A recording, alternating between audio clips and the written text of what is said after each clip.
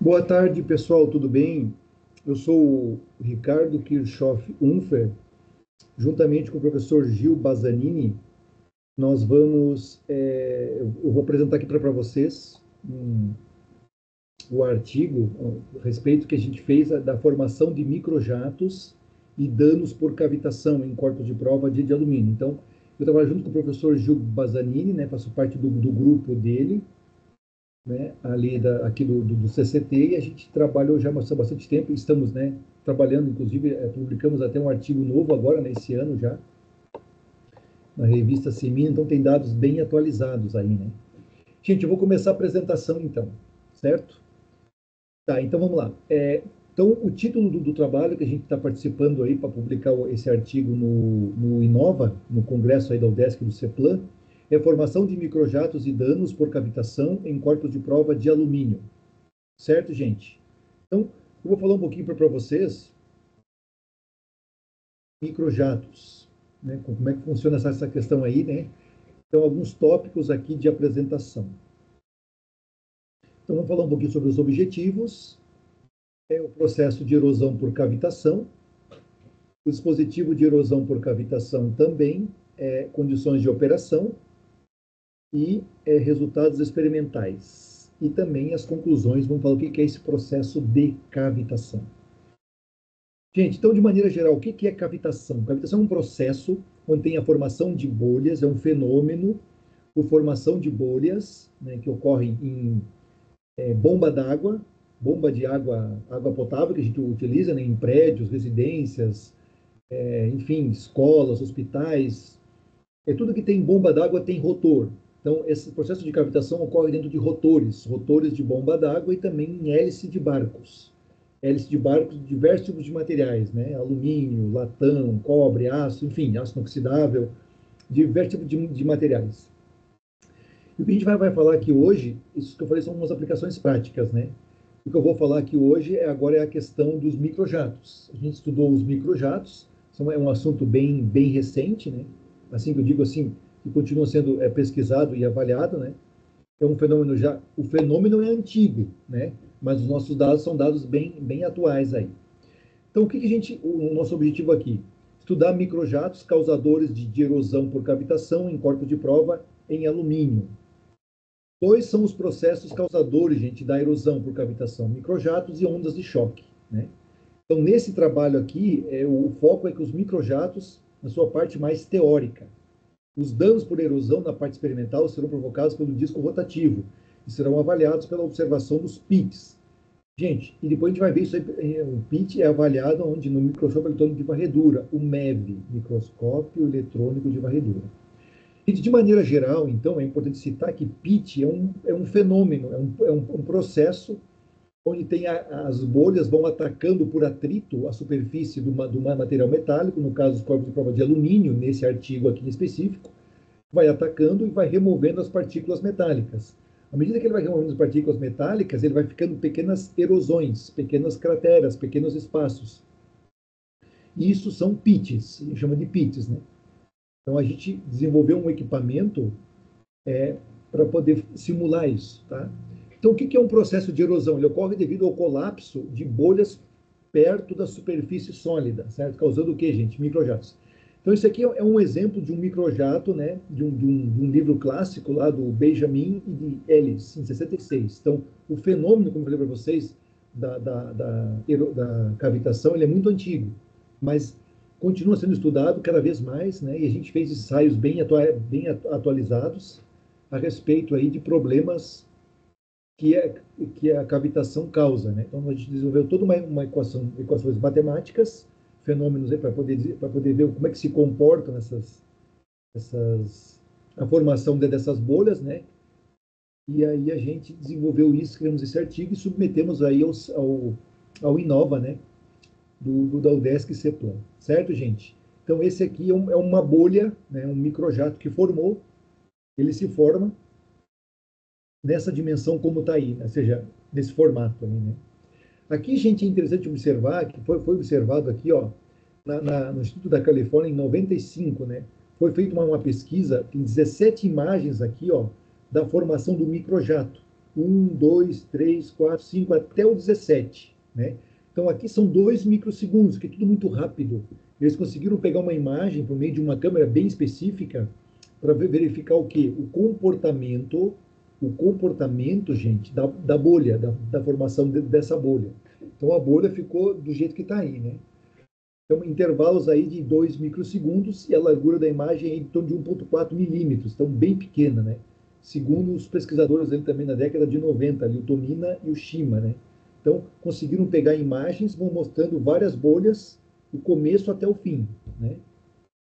Processo aí de formação que é muito rápido. Certo, gente? E aqui é uma superfície sólida, né, que ele está batendo ali, né? Os microjatos. Então, aqui temos os pequenos microjatos, né, que eles conseguiram pegar, ó, várias imagens, pegando, então, a formação de microjatos, essa formação aí de bolhas em superfície sólida, né? Esse aqui é o equipamento que nós desenvolvemos, né? Que ele é um equipamento desenvolvido aqui na universidade, mas a bomba, as motobombas são da Franklin Electric, né? Que era a antiga motobomba Schneider, né? Então, é tudo muito atual. Então, esse equipamento aqui foi desenvolvido. Aqui está a câmara de cavitação, ele funciona com um ciclo fechado, né? A água entra, circula pelo rotor e sai. Então, ela entra e sai um circuito fechado, né? Semelhante a um circuito é uma bomba d'água, as bombas d'água da casa de bombas de um prédio, de um edifício, que tem a cisterna, tem a caixa d'água em cima, é bem semelhante. Dentro aqui da câmara de cavitação, nós temos o que ali, gente? Ó, esse aí é o disco intermediário, né? Esse é o disco intermediário e esse aqui é a parte fora. Essa parte fora aqui tem esses aletas, ou também chamadas de chicanas, e o objetivo aqui é evitar que a formação de bolhas ataque o resto da câmara, né? É para atacar basicamente só o disco, né? Então aqui a câmara já está um pouco danificada, né? Está mostrando aí a formação de bolhas, né?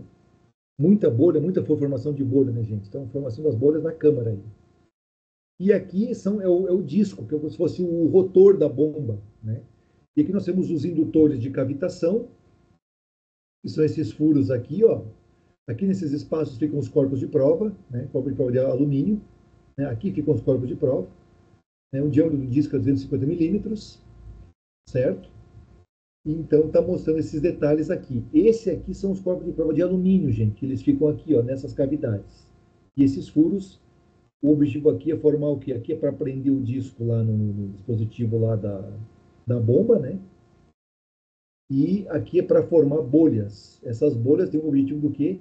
Gerar mais atrito, mais bolhas para atacar a superfície do material. E porque isso aí, esse fenômeno de cavitação, ele ocorre assim, ele não é instantâneo, aliás, ele é instantâneo em questão de microjatos. Mas aqui o nosso foco foi simular muita condição, uma condição extrema, né, onde o material é atacado por bolhas, gerando o quê? Tal da erosão, certo? Então aqui está o dispositivo montado funcionando, trabalhando, etc., né? Aqui algumas características do nosso sistema da bomba, né, do motor elétrico, do sistema da câmara, que a gente chama aqui, né, gente? Nós chamamos de câmara, ó. É a câmara de cavitação, que é essa aqui, ó. Certo? Então, potência total 14,6 kW, potência efetiva 14 kW, rotação do disco aí em torno de 4.400 RPM, vazão de resfriamento é 8 litros por minuto, e a temperatura de trabalho da água potável é 37 graus, né?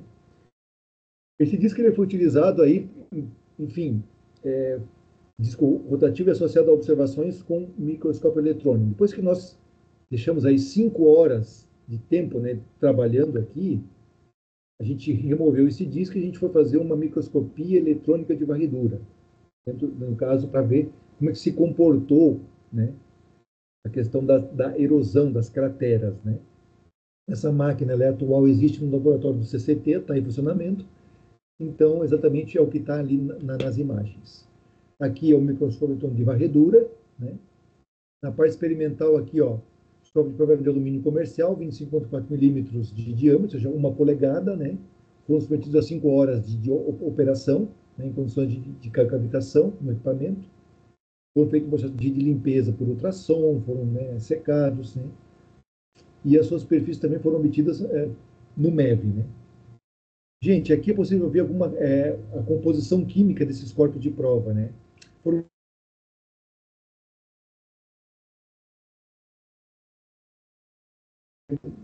99,7 Vickers, né? E a temperatura de 37 graus. E aqui a composição química dos corpos de prova de alumínio, né? Certo? Então tem chumbo, zinco, alumínio, ferro, silício, ferro bem baixa quantidade, né? Cobre, manganês e magnésio, que são a composição química desses elementos. Ou seja, é a nossa liga de alumínio que foi utilizada, né? Gente, aqui o que acontece? Aqui é a formação dos pits, ou as crateras, né? Então, está em tantas vezes de aumento, né? Aqui em torno de 100 micrômetros, né? O tamanho, para nós tomar uma referência. Então, observou o quê? Crateras circulares, escurecidas aí, né? E, ou seja, as bolhas foram batendo, gerando várias crateras. Essa aqui é uma cratera que a gente observou, né? É a remoção de material, chamado PITS.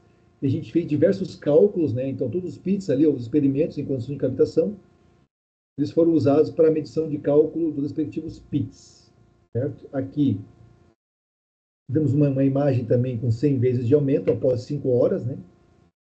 Então, essa tal resistência a novas deformações após a deformação plástica é possivelmente devido ao endurecimento, ou seja, à medida que as bolhas foram batendo e colidindo, gera uma deformação plástica. Essa deformação plástica, com o tempo ali, com essas 5 horas, gerou um endurecimento da superfície.